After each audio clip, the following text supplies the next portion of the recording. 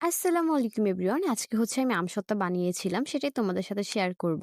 আর যেহেতু এখনো প্রপারলি আমের ভিতরে আঁটি হয়নি, এই কারণে এই আমগুলো দিয়ে আমসত্ত্ব বানাতে হয়। আমগুলো আমি আগে ভালো করে ধুয়ে কেটে নিয়েছি। দেন তারপর হচ্ছে সিদ্ধ করে নিয়েছি। আর একদম পরিমাণ মতো পানি দিয়ে সিদ্ধ করতে হবে যেন পানিটা টেনে যায় পরাপত্তি। হচ্ছে এটাকে ভালো করে সিদ্ধ করে নিয়ে আমি একটা ডাল ঘুটনি দিয়ে এটাকে ভালো করে ঘুটে নিয়েছি। আর যেহেতু এটা আমসত্ত্বা বানাবো এই কারণে আমি একটু ব্লেন্ডার দিয়ে একটু ব্লেন্ড করে নিয়েছিলাম। দেখো একদম মিহি হয়ে গিয়েছে। এটাও দেখতে খুব সুন্দর লাগে। শুধু ডাল ঘুটনি দিয়ে করতে গেলে সেটা দানা দানা থাকতো, বেশি ভালো হতো না। তোমরা চাইলে এটা ছেঁকেও নিতে পারো। হচ্ছে এটার ভিতরে আমি চিনি, লবণ আর যেহেতু মিষ্টি হয়েছে আর টক হয়েছে তা একটু তো ঝাল লাগে, এই কারণে সামান্য গুঁড়া মরিচ দিয়ে দিয়েছিলাম। যেহেতু এটা কাঁচা আম তেমন একটা কালার আসেনি, এই কারণে হচ্ছে আমি একটু ক্যারামেল করে নিয়েছি। এই জিনিসটা করে দেখবে, এটা খুবই ভালো হয়। ক্যারামেল করে দেন তারপর ওইটার ভিতর দিয়ে দিয়েছিলাম। তো সেই ভিডিওটা নেওয়া হয়নি, সেটার ভিতর দিয়ে আস্তে আস্তে নেড়ে নিয়ে একটু লাল করে নিয়েছিলাম।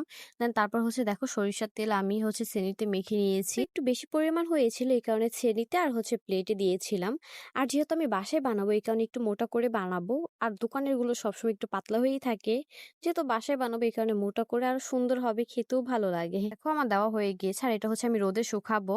আর তোমরা চাইলে এটা ফ্যানের বাতাসের নিচেও রাখতে পারো, খুবই ভালো হবে। আর রান্নার শেষে চুলার নিচে রাখলেও খুবই ভালো হয়। তো আমি এটা 3 দিন পর কেমন হয় অবশ্যই তোমাদের সেই রেজাল্টটাও দেখাবো। তো এই তো দেখো কমপ্লিট হয়ে গিয়েছে। যদি ভিডিওটি ভালো লাগে আমার পেজটি ফলো করে পাশে থেকো। আল্লাহ।